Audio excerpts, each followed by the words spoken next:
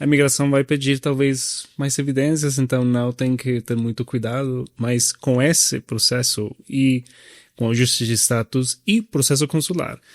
Então, isso é difícil de você, não é todo trabalho que declara renda, então esse aqui é menos comum, que as pessoas cumprem com ele, mas nós acabamos de ter um. Nós nem usamos, né, o imigrante ou outra pessoa da família, não tem necessidade de fazer isso, mas...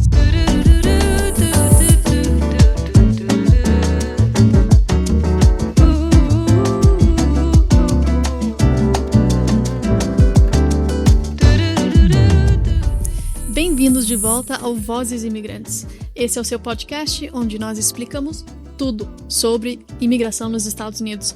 E esse episódio aqui é bom. Sim, vamos nos apresentar então também. Eu esqueço toda vez, desculpa, tá? Eu também. Eu sou a doutora Thames Gartner. Eu, Maurício Torres. E nós somos advogados de imigração. E aqui para ajudar com os processos da imigração, especialmente... talvez os formulários ou os passos que as pessoas subestimam muitas vezes, porque consideram que não é tão importante, a imigração vai pedir talvez mais evidências, então não tem que ter muito cuidado, mas com esse processo e com o ajuste de status e processo consular, você talvez já escutou falar sobre o 864, o formulário do patrocinador ou sponsor. Então hoje vamos falar sobre isso, quem é o sponsor, por que é tão importante e por que a imigração muitas vezes vai negar o caso. Ótimo. Então vamos começar com o que o sponsor fica responsável, quais as responsabilidades dessa pessoa. Então primeiro, o sponsor, quando ele ou ela assina o formulário 864, eles estão afirmando, fazendo um contrato com a imigração dizendo: eu afirmo, garanto que essa pessoa, o imigrante, não vai se tornar uma carga pública. Isso quer dizer que eu vou apoiar essa pessoa financeiramente caso ela precise de ajuda financeira. Agora, a carga pública é uma conversa totalmente separada. A gente vai fazer um episódio sobre ele, com certeza. Mas só assim, de uma forma bem rápida, não é tudo que é uma carga pública. Então, se a pessoa precisa de alguns benefícios do governo, tem alguns que pode, tem alguns que não pode, baixo a carga pública. Então, nessa responsabilidade se a pessoa que você está patrocinando precisar de assistência ou auxílio do governo, você pode se responsabilizar para reembolsar o governo por esse benefício. Então, você está garantindo que você vai ser a pessoa responsável financeiramente por ele. Isso, e não acontece muito que o governo vai pedir o reembolso ao patrocinador, mas é a regra que a imigração tem e você está assinando como patrocinador um contrato com o governo para dizer que sim, você vai reembolsar se for necessário no momento em que o imigrante vai pedir assistência pública. Então é bem importante, se a pessoa falou, não tem que se preocupar, você está assinando e sim é o contrato que vai ser válido com as cortes também dos Estados Unidos. Então, bem importante isso. Além disso, você, como patrocinador, se compromete a apoiar financeiramente. E a pergunta sempre é, bom, e quando vai terminar a responsabilidade? Quando é que o contrato vai finalizar?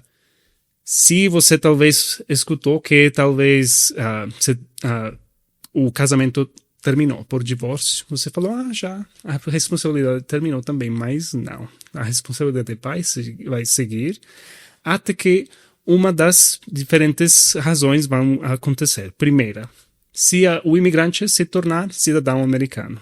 Quando a pessoa se tornar cidadão, já não precisa de um sponsor. Então, primeira razão. Segunda. E essa aqui é um pouco mais complexa. Se a pessoa está trabalhando nos Estados Unidos e ela completa 10 anos de trabalho, então isso seria 40 quarters, reportando renda com a Receita Federal. Então, isso é difícil de você, não é todo trabalho que declara renda, então esse aqui é menos comum, que as pessoas cumprem com ele, mas nós acabamos de ter um. Então, 40 quarters, então 10 anos de trabalho reportando renda nos Estados Unidos. A terceira maneira é que o residente decide voltar ao seu país, não ter mais a residência permanente e talvez assinou um formulário com a imigração dizendo ou não quero viver mais, morar mais nos Estados Unidos, já vou voltar. essa é a outra maneira que você vai saber. Mas você talvez nem conhece ou sabe se a pessoa voltou ao seu país ou não, especialmente se você foi um joint sponsor, uma pessoa que foi parte do processo, mas não é o peticionário. Então, bem importante também se manter em contato com o imigrante se você é um joint sponsor. Exato. E a última forma de que você, né, termina com a sua obrigação é se, infelizmente, o imigrante beneficiário falecer. Aí, obviamente, né, não tem mais obrigação com isso. Agora, só voltando rapidinho com a sua responsabilidade financeira. Né? Eu tenho muita mãe e pai que fala assim, mas peraí, vou ter que pagar comida, vou ter que pagar aluguel, eu preciso pagar as despesas médicas se precisar ir no hospital. Não são todas as despesas que você vai se responsabilizar. Obviamente, você quer evitar que essa pessoa precise de auxílio do governo para se manter ou para viver. Mas você não é responsável por pagar a comida ou a renda, o aluguel, o que for. Mas você sim é responsável para reembolsar o governo de alguns benefícios. E eu acho que é importante também falar da diferença entre os 3 tipos de sponsor que tem a imigração. Tem o sponsor para a residência permanente, que estamos falando agora. O sponsor que vai assinar o 864. Também tem um sponsor que fala a mesma coisa para a pessoa que quer um visto de estudante e que quer vir para os Estados Unidos, mas não tem como pagar, talvez, a escola ou a faculdade com essas peças que vai precisar. Também tem um sponsor para o formulário I-134, que é o formulário para as pessoas que vêm com parole ou com alguma maneira de morar nos Estados Unidos temporariamente e vão voltar ao seu país. Esse sponsor sim precisa provar que tem como pagar as despesas, pagar aluguel e tudo mais. Mas o sponsor para residência permanente não precisa. Agora, se você já assinou o contrato, o formulário I-864, você não pode mudar de ideia depois de dizer à imigração quero cancelar. Quero cancelar. Sim, tem. Por favor. Não tem como. Então, se já assinou é porque você tem a confiança e a responsabilidade agora com esse imigrante. Ótima dica, tá? Não tem volta. Uhum. Você tem que confiar e também ter uma conversa bem franca com o imigrante para todo mundo saber o que pode acontecer no futuro. Então vamos entrar no formulário em si, né? Lembrando que o formulário ele é chamado o I-864. É o seguinte, esse é o contrato com o governo. Você está assinando um contrato como sponsor financeiro dessa pessoa, do imigrante. O formulário em si, ele não é fácil, né? Ele tem várias caixinhas que você pode errar, e é o que nós mais vemos são erros no 864, RFE no 864. Então, esse é o documento que você tem que preencher para o sponsor e mandar os documentos de apoio junto com esse formulário. Quem assina o 864 é o sponsor, tá? É o peticionário ou então o sponsor financeiro. Isso. E essa é a pergunta mais comum também. Eu sou peticionário, mas não tenho a renda suficiente, então não vou assinar e depois vamos falar com a imigração porque eu não tenho a renda e vou conseguir um joint sponsor depois da entrevista ou depois de começar o processo. Isso é um erro bem comum. A imigração vai rejeitar o caso se você não tiver o 864 com o pacote do ajuste de status. E se você enviou, talvez, o 864 do joint sponsor, mas não incluiu o 864 do peticionário, também vai ter uma RFE ou talvez uma rejeição. Então, bem importante. Peticionário, por favor, mesmo se você não tem a renda suficiente, tem que enviar. É obrigatório. É obrigatório. É obrigatório. Tem gente que fala exatamente isso. Não tenho renda, não trabalhei, ou então agora eu estou trabalhando esse ano. Né? Não importa, você tem que ter mesmo se é 0 na sua renda, e você vai ter que assinar. E daí você complementa com um joint sponsor. Então, isso é o formulário, o contrato que você como sponsor vai assinar. Agora, o que é que a imigração precisa ver em relação à sua renda, né? Lembrando que não é renda atual, não é o seu salário do mês, tá? Ele é renda passada, é a sua renda declarada do ano mais recente. Por isso que são os impostos que nós mandamos. Mas, qual o cálculo, né? Como é que a gente chega no valor em si? E isso, a imigração, ela usa uma tabela e ela é chamada Federal Poverty Guidelines, né? Então, é uma tabela onde eles vão dizer os valores dependendo do número da família, né? Do grupo familiar. Então, nós sempre vemos erros e vamos comentar sobre esse erro, mas só um exemplo, né? Uma família de 2 pessoas, cônjuge e o imigrante, 2 pessoas, não tem filho. A renda anual do ano anterior é um pouco acima de 26 mil por ano. Não é tão alto, não é uma renda assim extraordinária que você tem que ter. E esse valor vai subindo de acordo com se tem 3 pessoas na família, 4, 5, 6 em diante. Mas você tem que sempre, né, verificar essa tabela. Ela atualiza anualmente. Então, a cada ano eles vão atualizando a tabela. E então, o que era 2 anos atrás pode ter subido, pode ter descido. É mais provável que subiu. Mas isso é, né, o cálculo que a imigração vai querer ver. Isso. Então, o que acontece se você, como peticionário, não atinge esse... eu quero falar cifra em espanhol.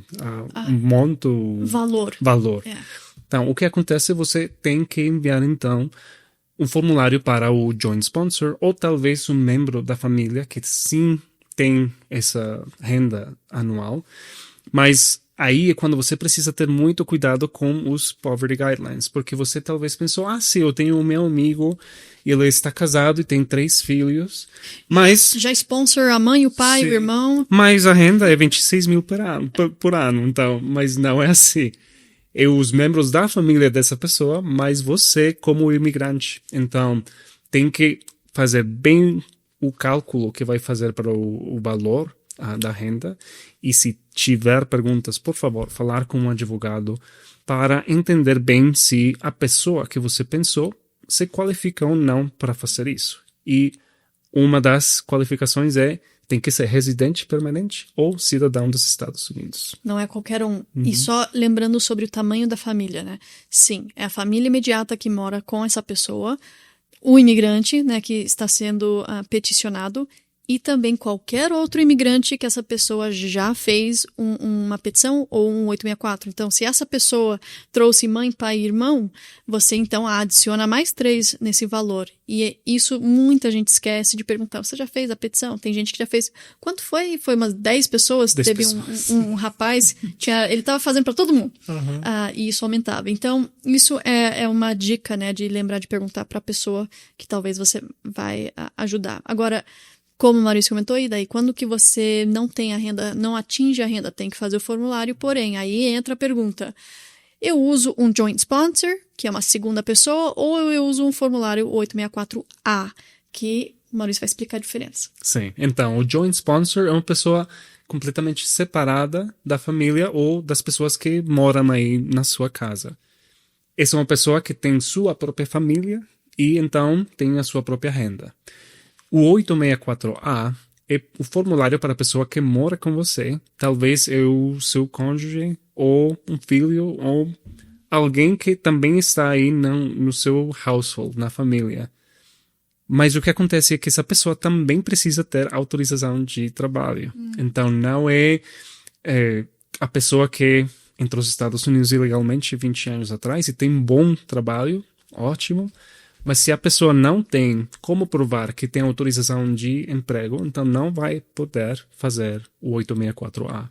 Por exemplo, se você é um imigrante que tem DACA e o seu peticionário é o seu cônjuge, aí você sim tem autorização de emprego e também tem como provar que tem a renda suficiente. Então, membro da família, você, como imigrante, tem que provar que também tem a renda. O formulário vai falar sobre essa situação específica e vai dizer se você precisa ou não de assinar o 864A, mas bem importante. E muitas vezes, quando o peticionário atinge o valor, nós nem usamos, né, o imigrante ou outra pessoa da família. Não tem necessidade de fazer isso. Mas, se você não atinge, aí é onde você pode suplementar com essa pessoa. No 864A, não precisa ser cidadão ou residente. Então, isso também é um outro benefício. Só tem que ter a permissão para poder trabalhar de uma forma autorizada pelo governo. E então, isso é a diferença. Agora, quando você vai usar um joint sponsor, que é uma segunda pessoa que tem sua própria família, eles vão assinar um segundo formulário do 864, normal. Mesmas informações, só que a renda é na tabelinha, dependendo do tamanho da família. E no formulário em si, talvez a gente consiga pôr aqui uma foto dele, ele vai ter uma tabela onde você vai ter que preencher o número, o grupo da família. Então, você vai ter ali, né, filhos, dependentes, tudo. E aí você tem que chegar num valor. E o que nós vemos é esse cálculo quase sempre errado. E nós, então, temos que educar vocês que é importante ter esse número exato. Vamos entrar, então, agora que nós conversamos sobre o formulário, que é o contrato, documentos para o 864 como sponsor. Então, documentos... Existem documentos primários, que são obrigatoriamente você tem que mandar, e tem o secundário, que é os adicionais. Então, o primeiro, mais importante, são os impostos de renda do ano anterior. Então, se for depois do dia 1º de abril do ano, você tem que usar os impostos daquele ano mais recente. Se você fez uma extensão dos seus impostos, não vale. Tem que ter os impostos feitos. E aí é onde a gente entra, né, nessa fase de maio para setembro, tem muita gente com extensão ou então não fez. Mas o documento que a imigração vai querer ver são os impostos do ano anterior. Sim, e bem importante porque às vezes a pessoa vai enviar a extensão, a imigração ainda vai enviar o RFE. Então, bem importante a declaração de impostos e também prova de que o sponsor, talvez o peticionário já enviou uma prova de que é cidadão ou residente permanente, mas também o joint sponsor tem que provar que tem alguma dessas duas esses status de imigração. Então, residente permanente ou cidadão. Para isso, não precisamos da certidão de nascimento, pode ser o passaporte, mas tem que lembrar, se você é o peticionário e também o sponsor, tem que enviar as duas coisas, a certidão de nascimento e o passaporte. Isso, ótimo. E fora o imposto de renda, nós também sempre enviamos o W2 ou então o 1099, que são as comprovações de onde aquela renda veio. Então, isso você também inclui junto com os impostos. Agora, esses são, então, as duas coisas obrigatórias, os impostos, junto com prova de cidadania ou residência. Documentos que nós recomendamos, adicionais, que são muito bons ter. O primeiro é comprovante de renda atual. Então, olerites ou então pay stubs dos últimos 3 meses, mais ou menos, normalmente é o que nós pedimos. Isso é caso você tem mudado de emprego, continua com a mesma renda, mudou de renda, isso é bom incluir. Não vai mudar a avaliação do 864 se você parou de trabalhar, por exemplo, mas é bom, né? Nós gostamos de incluir esses pay stubs. Então, se você tem um comprovante, uma carta do emprego novo, para falar que você já agora sim tem a renda suficiente para assinar o formulário. E essa comprovação nova de renda não quer dizer que eles vão aprovar sem ter um joint sponsor, só quer dizer que eles podem considerar isso. Já foram aprovados casos só com isso? Sim, mas é muito menos provável, especialmente hoje, que eles aprovem sem um joint sponsor, se você não tiver a renda, mas tem ela agora. Então, isso é basicamente os documentos adicionais que nós gostamos de dizer, leva isso, leva na entrevista também, manda quando você for enviar a petição para a imigração. E fora documentos, agora nós temos algumas dicas, só para concluir, sobre o 864, sponsorship. Então, a primeira dica: revisar, por favor, a tabela da renda. Federal Poverty Guidelines, vai encontrar no Google. Joga no Google. E aí você tem como preencher também o formulário 864. Se você, como a Thamis falava, se você não sabe como preencher o número das pessoas do household, é sempre bom falar com um advogado, porque mesmo se você tentou fazer tudo da maneira correta, se eles falaram não tem o cálculo correto, vão rejeitar ou talvez vão enviar uma RFE, então vai precisar a ajuda de um advogado. Então, bem importante isso. E também eu acho que situações especiais, eu diria, se você não tem renda, mas quer usar ativos, ou se você... Bens. Ou se você tem, talvez, a aposentadoria e precisa provar isso também, é muito melhor falar com um advogado. Esse cálculo super importante. E, né, complementando isso, os documentos de apoio para provar tudo isso. Então, não adianta você pôr que a sua renda é 100 mil por ano se você não tem como comprovar isso. E lembrando que a prova principal são os impostos de renda, e uma dica aqui: a imigração vai olhar nos seus impostos numa caixinha bem específica chamado Adjusted Gross Income, AGI. Esse valor tem que bater na tabela. Tá? Então, se você tiver outra renda que não entra nesse valor, não conta. E então você tem que, né, avaliar, preparar toda essa documentação de impostos, W2, o que for, comprovação de renda atual, para incluir. Se não, vem uma RFE. Isso. Então, segunda dica. Temos... essa foi a segunda Terceira. dica. A terceira. Terceira dica. Da última vez foi eu, agora foi ele. Não assine o formulário se você não entende as obrigações que você tem agora. Por quê? Porque é um contrato com o governo, mais uma vez. Não, é uma coisa séria e uma coisa que você precisa entender da maneira completa para ter uma boa ideia do que você vai precisar fazer se o imigrante vai pedir assistência do governo. Ou eu acho que a ideia do formulário é que o imigrante não precisa da ajuda do governo porque tem como falar com você, peticionário ou joint sponsor, e dizer: eu não quero, mas eu preciso, temos alguma maneira de talvez conseguir ajuda financeira de você. É melhor fazer isso do que esperar que o governo vai falar: precisamos reembolso. Exato. Então, se alguém pediu para você ser joint sponsor ou para ser sponsor deles, faz uma consulta separada para entender bem o que você está assinando, o que você pode ser responsável por. Então, essas são as nossas dicas, tá? Esse é o nosso episódio.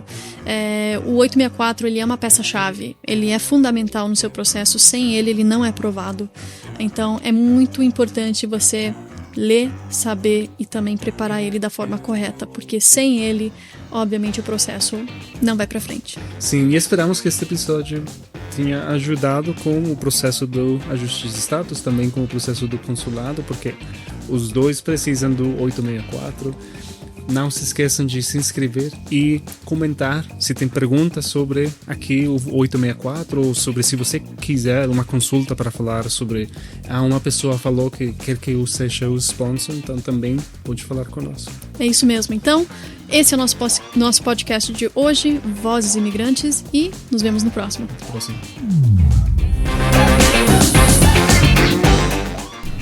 Se vocês gostaram dessa informação, vá lá no nosso website que tem muita informação boa, especialmente o nosso blog, sobre temas importantes, guias e também tips do que você pode fazer.